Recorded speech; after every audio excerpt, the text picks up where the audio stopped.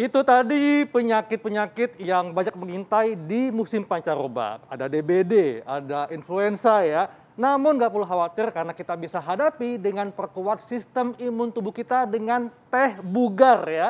Teh bugar terbuat dari bahan-bahan herbal seperti jahe, kunyit, dan kencur dok ya. Serta lengkuas. Sang lengkuas. Iya. Dan tadi kita udah buat nih. Iya. Dan saya penasaran mau icip nih seperti apa rasanya ya. Ya, boleh Baunya pakai gimana dok? Oke, ini wanginya wangi rempah ya, khas Indonesia. Oke, tapi ini boleh ditambah madu juga ya dok Boleh, ya? Nah, setelah dingin betul. kita tambahkan madu karena madu enzimatik ya, jadi nggak Betul. boleh suhu panas. Ya. Kita coba tambahkan madu secukupnya, jangan terlalu manis juga. Saya coba ya, Oke. pemirsa. Kayak apa rasanya nih ya? Bismillahirrahmanirrahim. Iya, sangat berkhasiat nih dokter Anissa, Oke, karena nah, ada Dok. gingerolnya juga. Nah ini kan dokter Haikal udah nyobain nih. Iya. Gimana nih rasanya Wah, dokter Haikal? rasanya penuh kehangatan. Wah, penuh kehangatan ya dok ya. Tapi bener Hangat dong. juga ya. Iya, karena ada jahenya kan, Jahe, lengkuas, ada lengkuasnya, ya, kemudian kencur. jadi ada rasa pedesnya juga, Pedes, ya. ada rasa manisnya, Ya, dan kayu pastinya manis. memberikan kehangatan, melegakan ya Iya. tubuh Oke. kita. Wah, Oke. luar biasa nih. Nah dok, ini Ya. ini kan udah dibikin nih dok ya. Ya. Ini bagus banget untuk meningkatkan imunitas kita. Betul. Tapi bisa dikonsumsi berapa kali sehari dok? Cukup sekali Oh, saja sekali kalau saja. untuk pencegahan, ya. Ya. Nanti kita bisa sampling dengan yang wedang yang lain. Jadi kalau ini teh bugar ya, bahan itu kan bahan yang ada di dapur kita. Jadi dia sehari-hari dikenal sebagai pangan fungsional sehingga Ya. range keamanannya juga lebar. Kita padukan dengan nanti yang resep yang kedua ini ada wedang rempah. Oh, Yang serba daun-daun Oke. ya. Ini serba daun-daun ya dok Ya. ya. Kalau yang tadi kan minumannya terbuat dari bahan rimpang dok ya. Ya, rimpang. Nah ini kita akan buat minuman herbal dari bahan daun-daunan ya. Ya. Ada daun apa saja dok nih? Ya, yang pertama ada jahe, tetap kita manfaatkan Ya. jahe karena sebenarnya Oke. jadi imunomodulator yang banyak dipakai, apalagi masa COVID-19 ini Ya. sebenarnya ada 3. Salah satunya jahe, habatus Betul. sauda atau jintan hitam, Ya. dan juga ini probiotik ya. Probiotik. Ya, jangan lupa probiotik karena our gut is our second brain. Wah. Nah, kalau Betul, betul, pencernaan kita sehat, maka seluruh tubuh kita Ya. akan sehat karena ujung-ujungnya imunitas itu adalah di pencernaan juga. Ya. Oke, jadi setelah itu kita buat resep yang kedua. Ini ada resep yang kedua, ini namanya wedang rempah ya. Oke. Wedang rempah ya. ini jahe sama karena mengandung gingerol, ini menghangatkan juga. Ya. Ya, satu Ini- ruas dok. Enggak, kalau ini bikinnya bisa untuk serumah nih wedang rempah ini, dokter Nisa. Kalau tadi cuma 1 porsi, ini pakai 2 liter air boleh. Oke. Jadi kalau di dalam 2 liter air bisa ambil 6 sampai 7 ruas jahenya. Oh. Sama seperti tadi, kita cuci bersih. Kalau bisa tanpa dikupas karena dia bioaktif komponnya ada di bawah kulit. Ya. Dikeprek saja, masukkan 6 sampai 7 ruas. Kemudian serba daun-daun nih. Oke. Ada jeruk purut, kita ambil daunnya ya. daun jeruk purut ya. Jeruk purut ini ternyata berkhasiat sekali.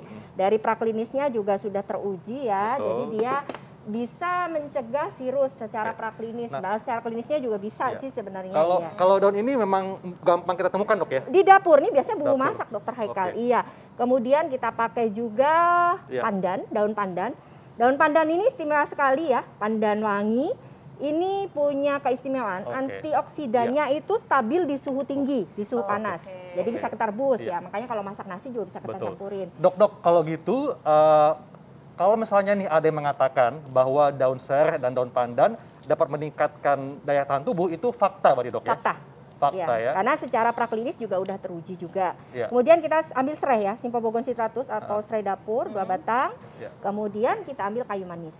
Kayu manis ya? Ya, kayu manisnya cukup untuk 2 liter air Ya. itu bisa 3 batang. Ya. Kemudian kita rebus seperti tadi.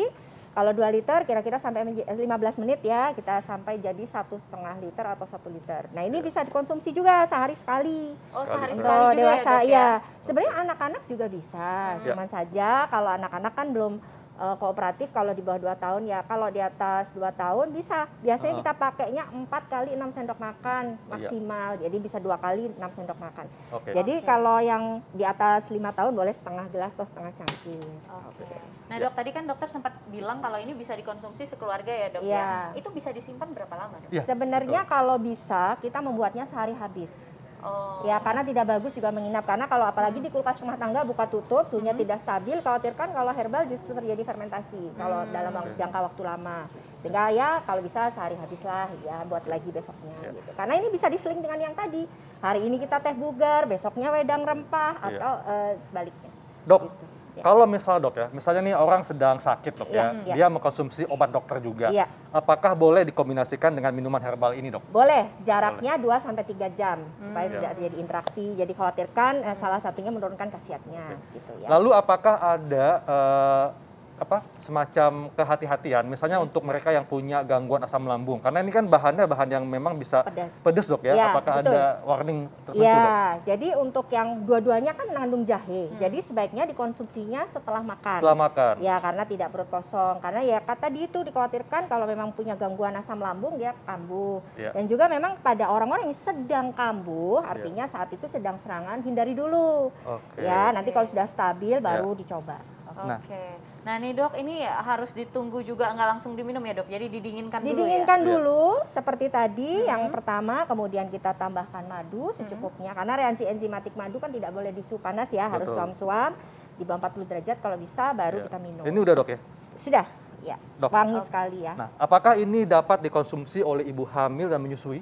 Kalau ibu hamil dan menyusui bisa, tapi jangan terlalu banyak. Karena ini sebenarnya bumbu dapur yang aman, relatif aman. Kecuali tadi yang pertama ada kunyit ya. Jadi untuk ibu hamil trimester pertama sebaiknya juga hati-hati. Tapi tadi dosis kunyitnya juga kecil sih, Ya. cuma harus hati-hati. Sebaiknya hindari dulu, ganti aja dengan yang lain. Kan ini ada resep yang kedua. Iya. Oke, bagaimana dengan penyakit tertentu dok? Ada yang nggak boleh nggak Iya. mengkonsumsi 2 ramuan ini? Sebenarnya relatif aman untuk semua kasus. Hanya saja tadi itu, jika ada gangguan lambung, Iya. atau dia punya penyakit mah yang sedang kambuh, sebaiknya dihindari dulu, tunggu stabil. Dan konsumsinya jangan lupa setelah makan. Setelah makan ya. Dan Wah. lifestyle tetap nomor 1 ya dokter Betul. Lisa. Jadi makan gizi seimbang, olahraga yang cukup. tepat. Iya, oke. Dan Iya. kelola stres dengan baik. Nah, Nah, benar ini mesti sekali. dicoba nih dok Nisa nih. Iya, Ini penasaran kayaknya nih, dok Dok. Nisa penasaran nih. Dari tadi baunya tuh udah Oke. Iya, karena enak ada daun banget. pandan Iya. ya. Iya. Iya.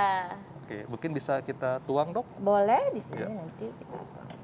Ini cukup airnya saja dok yang kita. Cukup airnya saja, Oke. kita saring. Iya. Kita ambil kira-kira 1 cangkir, Satu cangkir ya. cangkir maksimal 1 gelas ya, Iya. sehari. Kemudian kita tambahkan madu. Oke. Setelah itu baru kita konsumsi hangat ya, tidak kalau ditambah madu tidak boleh panas.